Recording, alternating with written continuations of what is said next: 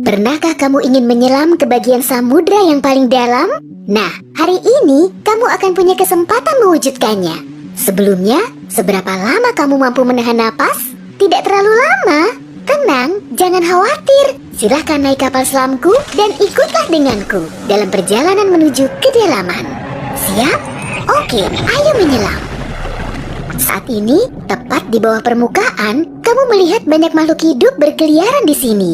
Banyak sekali ikan dan hewan laut, serta halo, orang-orang yang sedang berenang melambaikan tangan ke kita. Tapi kita tak akan berlama-lama di sini.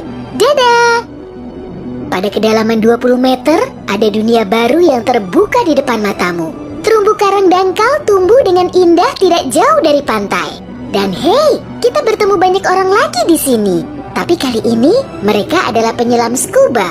Tanpa peralatan khusus ini, tekanan air di kedalaman ini tidak ramah bagi penyelam biasa. 40 meter adalah kedalaman tempat kita berpamitan, bahkan kepada penyelam rekreasi. Ini adalah batas maksimum yang diizinkan untuk mereka. Selamat bersenang-senang, teman-teman. 60 meter, dan kita bertemu orca pertama. Paus ini mendiami perairan yang relatif dangkal di hampir semua laut dan samudra di dunia. Tahukah kamu bahwa orca adalah predator puncak? Artinya, orca tidak punya musuh alami dan tidak ada yang bisa mengalahkannya. Pada kedalaman 70 meter, kita bertemu dengan hiu paus, spesies ikan terbesar yang diketahui dunia dengan berat mencapai 60 ton. Umurnya pun lumayan panjang, semoga panjang umur selalu ya. Hiu paus bisa hidup sampai sekitar 130 tahun. Sekarang, lihatlah keluar. Jika kamu melihat penyelam scuba, artinya dia adalah seorang profesional. Karena pada kedalaman 100 meter, mereka harus sangat berhati-hati agar tidak terkena penyakit dekompresi. Penyakit ini terjadi jika kamu naik terlalu cepat ke permukaan. Dan jika beruntung, kamu juga bisa melihat gurita Pasifik raksasa. Dia tinggal di perairan dingin mulai sedalam ini dan sampai kedalaman 2000 meter. Sekarang, kita memasuki bagian samudra yang gelap. Pada kedalaman 150 meter, hanya 1% cahaya dari permukaan yang sampai ke sini. Sisanya diserap oleh air. Segala sesuatu yang lebih dalam dari sini akan menjadi semakin gelap. Hei, lihat! Pada kedalaman 200 meter, ada oarfish raksasa yang mengitari kapal selam kita. Makhluk ini diyakini sebagai penyebab dari semua penampakan ular laut. Dan banyak yang salah kaprah. Terkadang, mereka berenang ke permukaan dan menakuti para pelaut dan perenang. Tidak heran, panjang ikan ini bisa sampai 11 meter. Pastinya cukup untuk membuat bulu kuduku berdiri. Oke, sekarang kita berada di kedalaman 300 meter. Dan sebentar, makhluk besar apa yang ada di luar sana itu? Oh, aku tahu, itu kepiting laba-laba Jepang. Kamu bingung kenapa laba-laba? Tuh, lihat saja kaki mereka. Dan jawabannya akan datang kepadamu tanpa butuh petunjuk lain. Omong-omong, kaki-kaki ini juga yang mendominasi ukuran makhluk ini. Tubuh kepiting seperti ini biasanya hanya selebar setengah meter. Mari masuk lebih dalam. Dan di kedalaman 500 meter, kamu akan melihat paus biru terakhir. Tidak, bukan paus biru terakhir di dunia. Maksudku, ini adalah jarak terdalam yang bisa mereka tempuh. Paus biru tidak benar-benar perlu menyelam sampai sedalam ini untuk mencari makanan yang sudah berlimpah di perairan dangkal. Tapi mereka masih mampu. Sepertinya mereka hanya ingin memamerkan kehebatan. Mau bagaimanapun, mereka adalah makhluk terbesar dalam sejarah bumi, baik di samudra maupun di darat. Shh, kamu mendengar ini? Ini adalah suara yang dibuat paus sirip untuk berkomunikasi dengan teman-temannya dari jarak berkilo-kilometer. Mereka bisa melakukan ini berkat saluran SOFAR atau saluran laut dalam yang umumnya dimulai dari 600 meter, tapi kedalamannya dapat bervariasi. Ini adalah lapisan air yang kecepatan suaranya paling rendah dan gelombang suara dapat bergerak ribuan kilometer sebelum menghilang. Pada kedalaman 830 meter, kita telah mencapai titik tempat Burj Khalifa, gedung tertinggi di dunia. Tidak akan mungkin menunjukkan ujungnya ke permukaan jika diletakkan di bawah air. Hei, ayo kita coba. Sekarang kita memasuki bagian samudra yang sangat menarik. Di sini tidak ada sinar matahari dan banyak makhluk aneh berkeliaran. Salah satunya adalah cumi-cumi raksasa. Ya, yang luar biasa besar itu. Dia mendiami kedalaman 900 meter. Bayangkan makhluk dengan mata sebesar frisbee. Paus sperma memburu monster ini, tapi mereka dijamin mampu melawan balik. Melihat mereka bertemu adalah pemandangan yang menegangkan. Dan disinilah kegelapan pekat akhirnya menyelimuti kita. Zona tengah malam. Tekanan di sini sangat besar, sehingga jika kamu entah bagaimana bisa sampai ke sini tanpa kapal selam, kamu akan hancur dalam beberapa detik. Dan lebih malangnya lagi, tanpa melihat apapun, pasti tidak mau kan? Kembali ke topik. Di kedalaman 1100 meter terdapat Mata Barat, salah satu gunung berapi samudra terdalam di dunia. Letusan terakhirnya terjadi pada tahun 2009 dan bahkan direkam oleh kendaraan yang dioperasikan dari jarak jauh.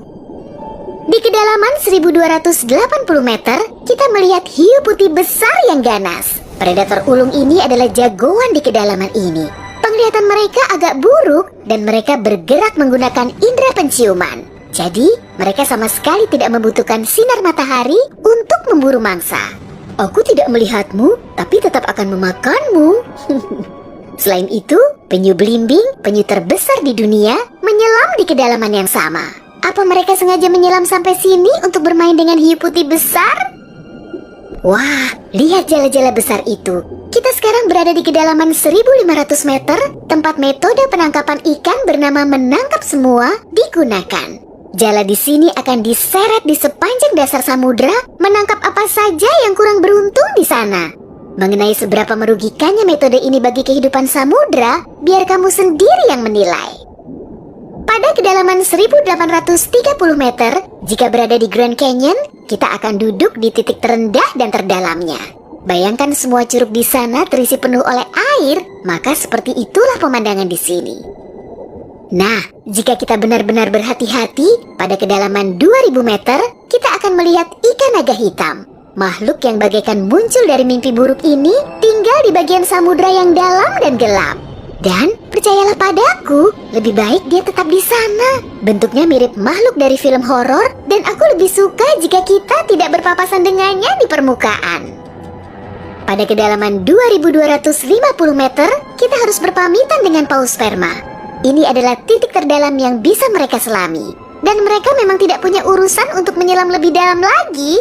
Mungkin kalau mereka berburu ikan naga hitam, atau justru mereka yang diburu. Mustahil, perbedaan ukuran mereka terlalu besar. Panjang paus sperma bisa mencapai 19 meter, yang menjadikannya paus bergigi terbesar di dunia.